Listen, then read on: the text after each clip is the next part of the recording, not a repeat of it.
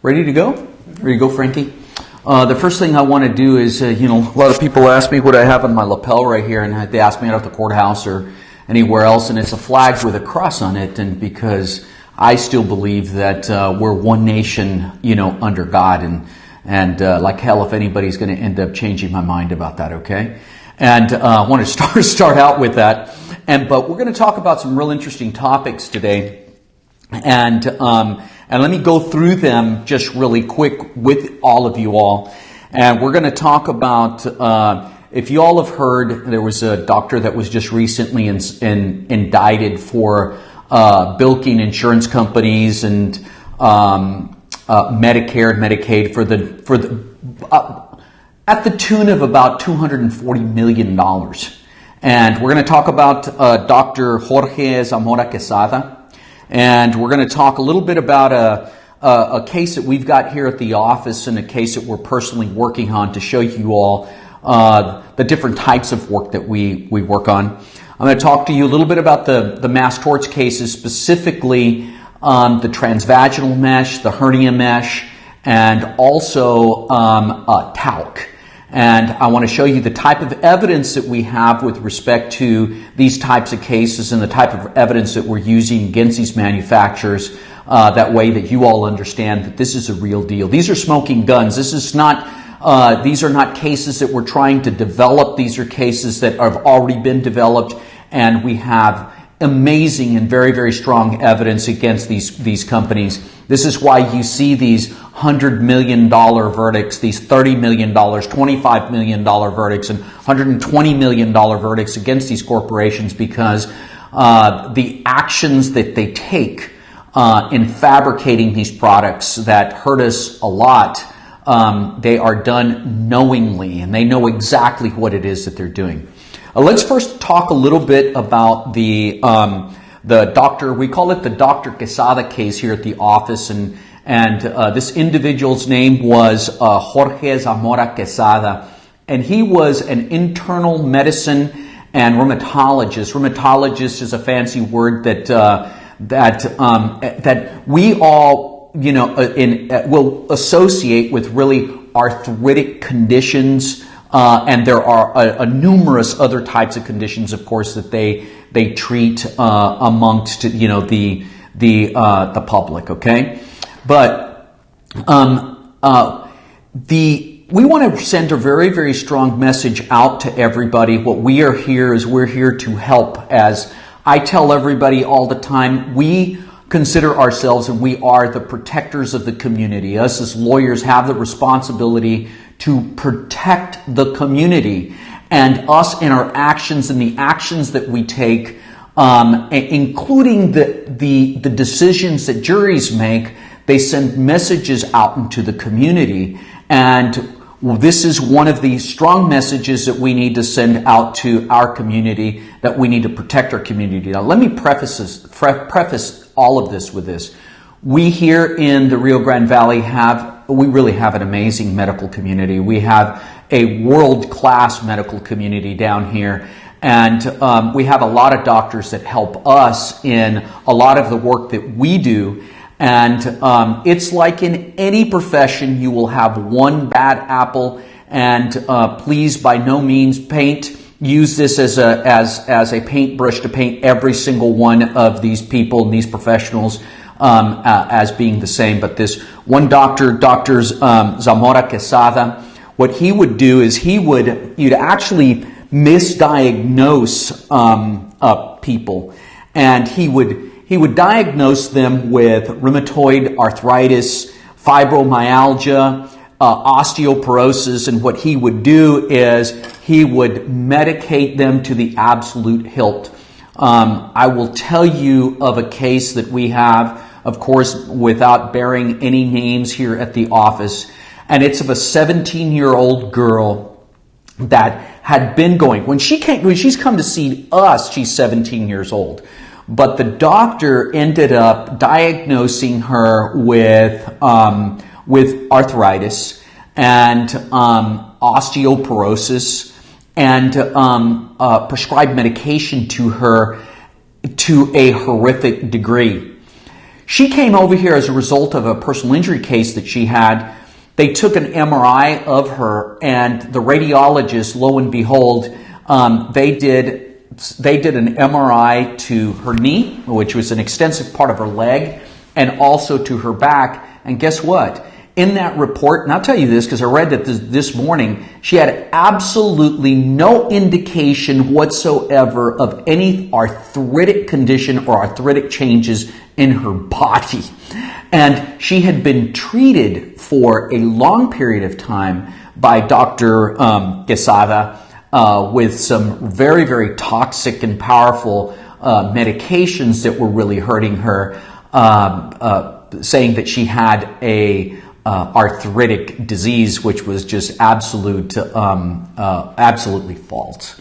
But what we are seeing is we're seeing people that have these diagnoses, fibromyalgia, rheumatoid arthritis, osteoporosis, and that were given medications. We have numerous people, and it seems like they all have this common variable.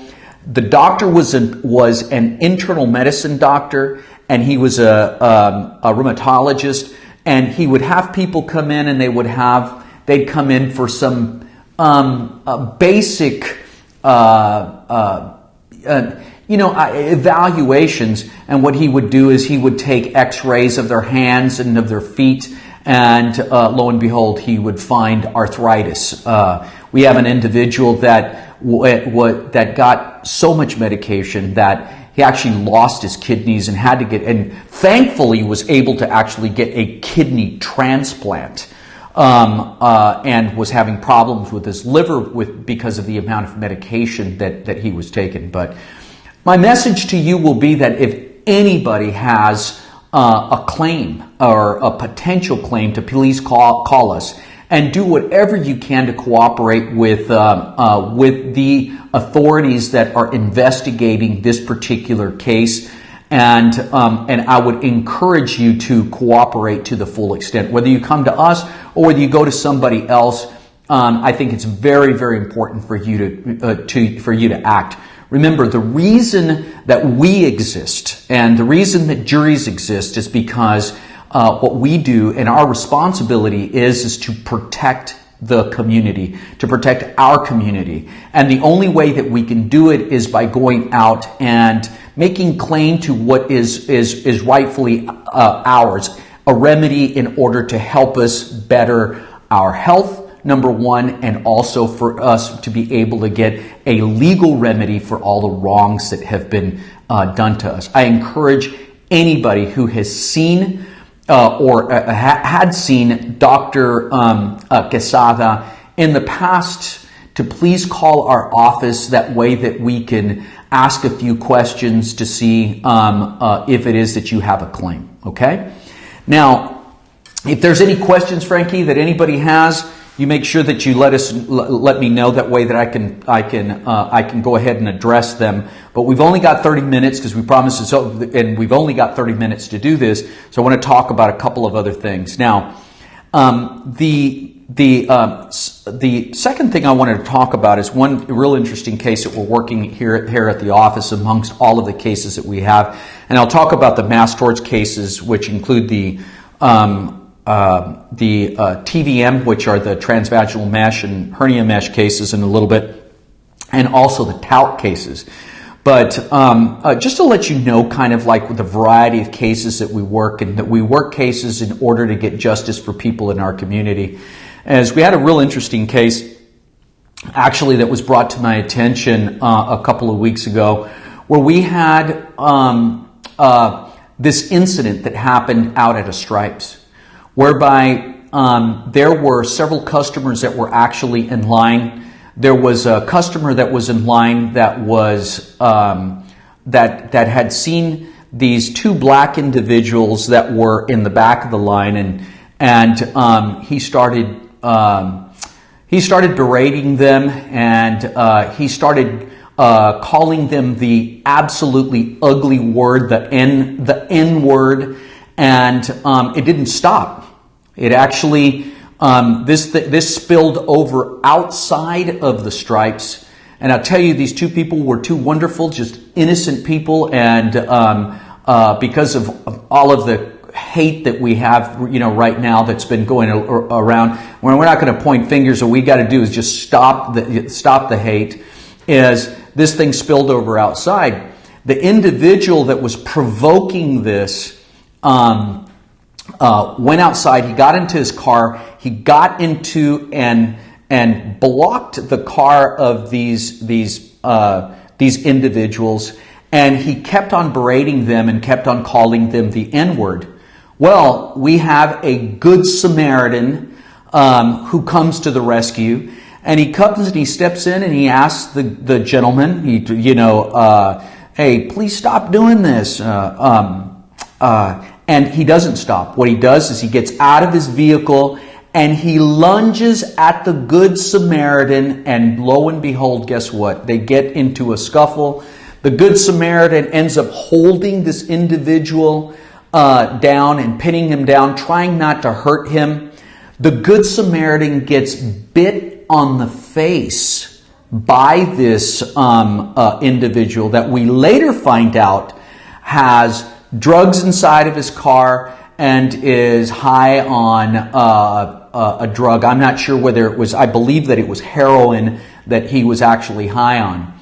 But what ends up transpiring is the Good Samaritan ends up getting arrested because the provoker, who also ends up getting arrested because he gets arrested because he's in possession of drugs and because of the incident that he caused. But the Good Samaritan gets arrested for a fighting. And instead of being a person that we all should be applauding because he stepped in and helped, he's somebody who was arrested, who had to go before the McAllen Municipal Court. There was a bond that was posted, and I'll tell you what is, we've actually got a hearing that's coming up in which we're going to go and we're going to vehemently fight that he provoked the altercation, that he was involved in the altercation, that he has any responsibility for the altercation. But as amazing that it might be, we are actually going to have to go into the courthouse and defend this individual for the good actions that he has taken. What I believe that policemen, and I know that our district attorney does because I've seen him do it and I've seen him take action, is that anytime that anybody does this, we should encourage people to do this rather than to arrest them along with the people that are at fault. But it's one of the cases that we're working here, other than the personal injury and the mass torts cases that we work. We probably do 1/3 of our work is in actually just helping people like we're going to help this particular individual. But I'm going to update everybody about this case because it's something that's real interesting and something very, very dear to my heart. It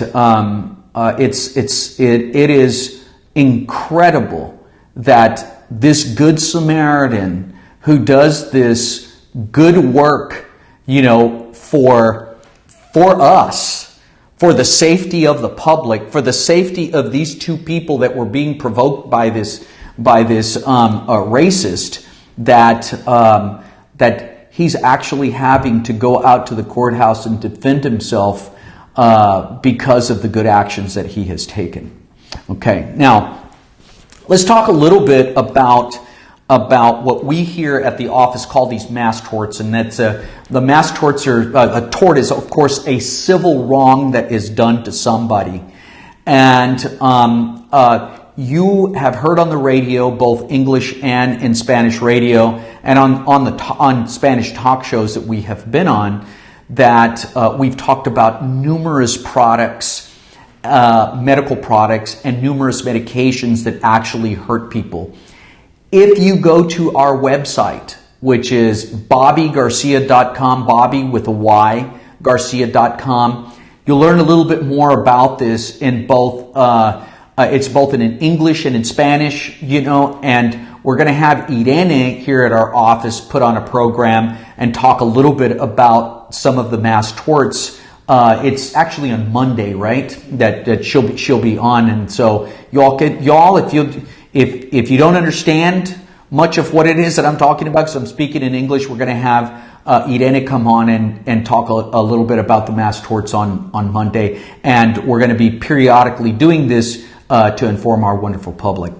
But there are people that we already have as clients that I know that are going to be listening to this, and what I'm going to ask of you is this. With these particular types of cases, they're not like our car accident cases or other types of personal injury cases.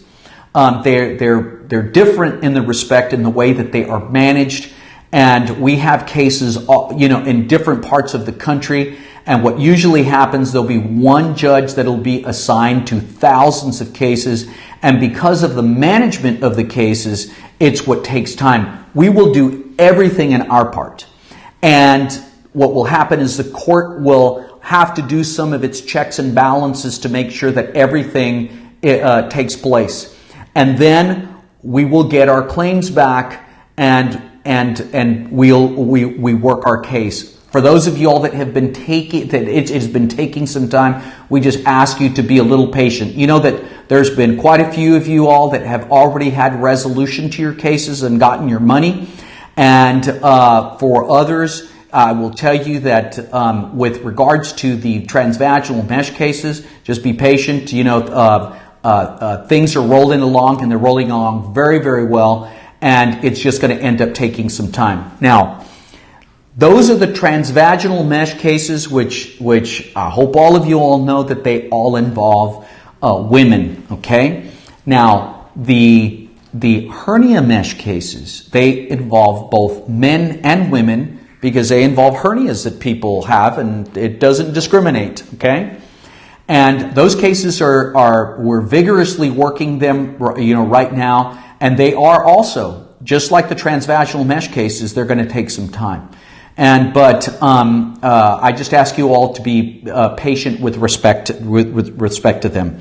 Now, with regards to the transvaginal mesh cases and the hernia mesh cases, as we have explained to everybody, is that the material that is actually embedded in your body, because what it is, it's in a material that's implanted into your body. Either women, it's when anytime they will have a pelvic organ prolapse, or if they've got a urinary stress incontinence as is caused as a result of a pelvic organ prolapse, what they'll use is like it is actually, and some of these look exactly like a hammock. And what they'll do is hold the organs in order for them not to press on the intestines and to press actually on the bladder. And the problem, as we've explained before with this material, is that it gets embedded in the organs, and it's designed so that the tissue grows around this mesh. And what the mesh eventually does is it erodes the tissue, and it might, and we've seen many cases where it's eroded the organ tissue.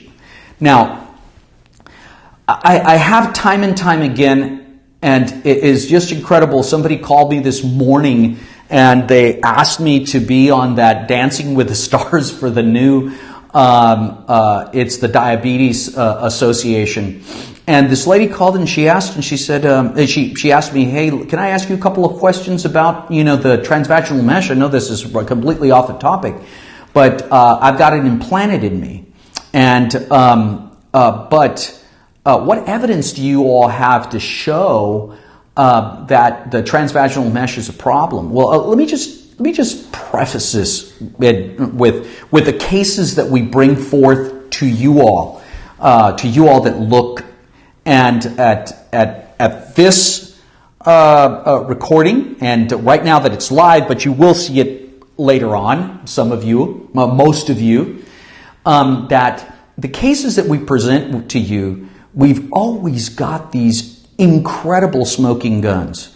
The transvaginal mesh, in the 1990s, these companies, these corporations, already knew that there was a problem with the transvaginal, with the mesh itself, and that it was causing this type of erosion that was going to cause these sorts of problems, but still promoted it because they had already gotten the ball rolling. There were companies that were selling materials over to the people that actually produced these products, that stopped sending them materials because they knew that the polymers were causing these horrific problems in people. AMS, which, and I'll give you an example, the companies ended up buying the material from China.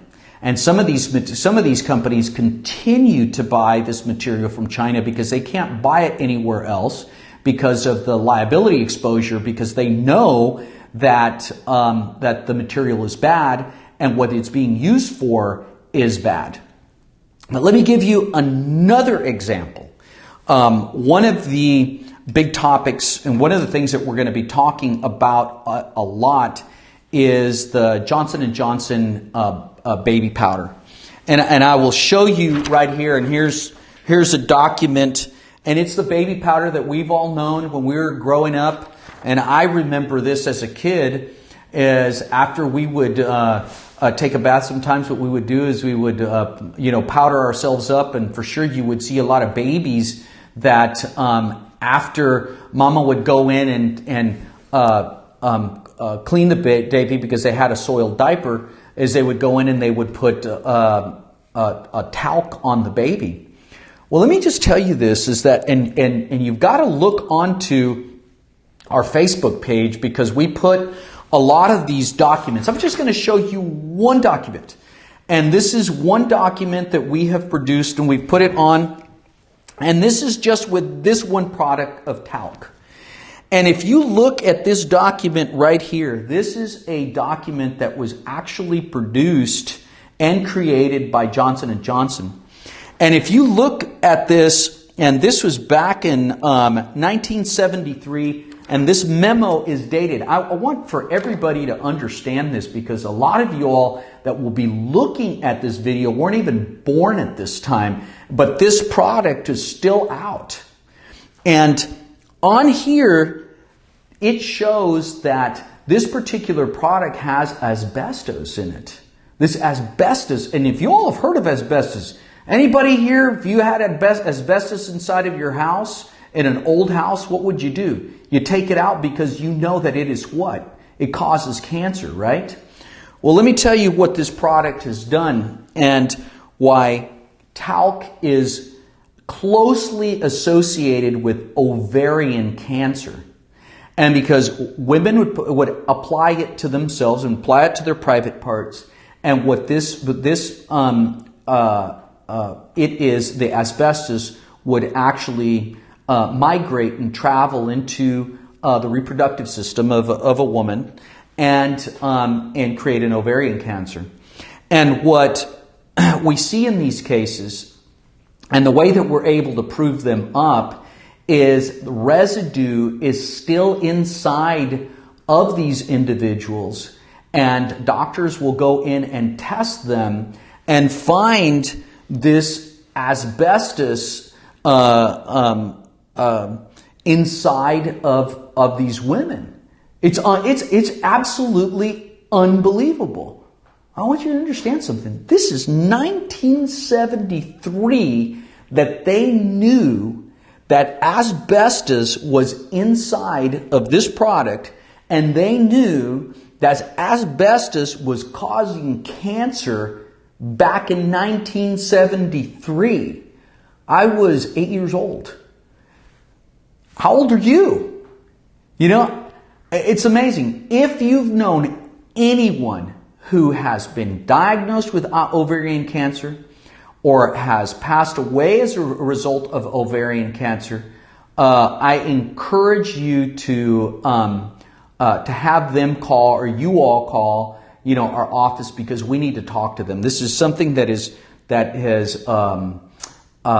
is a really, really hot topic. I can consider a friend of mine, Mark Lanier, just recently got a $100 million verdict, on this case. And believe me, ladies and gentlemen, in order for you to get a $100 million verdict is because you have to get a jury pretty upset in order for them to award that amount of money to one individual. And this is really bad.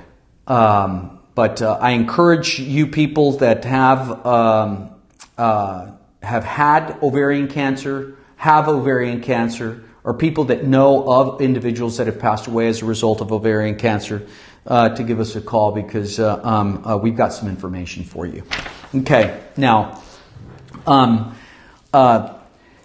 there's just a couple of other things that I want to talk about with respect to the mass torts. I encourage everybody that to look onto our webpage, because we have a wealth of information on the different types of medical products and medications that cause you harm. Now, I want everybody to understand, because I don't want to be an alarmist, because there are only a minority percentage of medical products and medications that cause problems.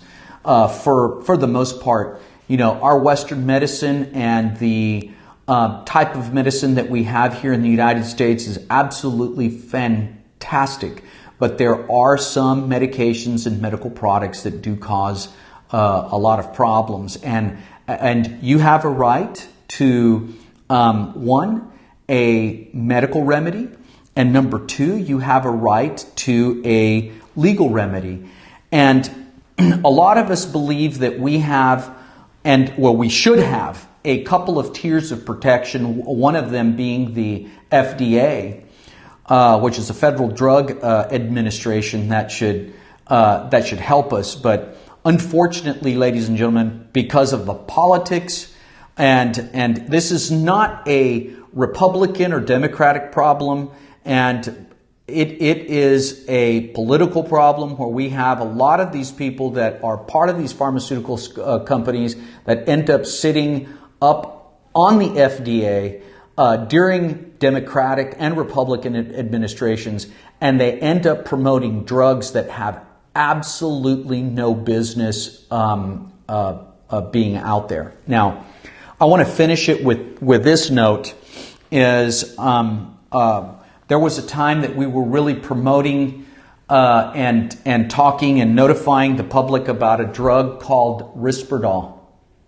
And Risperdal is, and we see it, and it's prescribed like candy. It's also known as Risperdona, and there's a couple of other names that it has, but it's all the same thing. And it's prescribed to children that have ADA or ADHD, and in little girls it causes cervical cancer, and in little boys it causes gynecomastia. And what you see is little boys that they'll have breasts just like a woman, and we see them that they come in here and sometimes they're lactating. It's just unbelievable, meaning that there's milk that is coming out of them. It's just unbelievable. Kids also that have bipolar disease or schizophrenia, we've seen that they are also victims of this particular drug. It is, like I said, it's prescribed like candy. And with all of these products that we're talking about, ladies and gentlemen, there are options. There are other options. There are other very, very good options, and other options that don't create the type of and they call them secondary effects, but I don't think they're secondary effects. I think that they are just direct effects to people that affect them horribly. But Frankie, I think that we're done, and let me just invite you all and invite everybody to please look at our website. If not, call us here at the office if you've got a question about a drug or a medical product. And if you have been a victim of Dr. Quesada, if you have been a victim of the transvaginal mesh or hernia mesh, or if you've been a victim of ovarian cancer that has been caused as a result of talc, we can find you answers.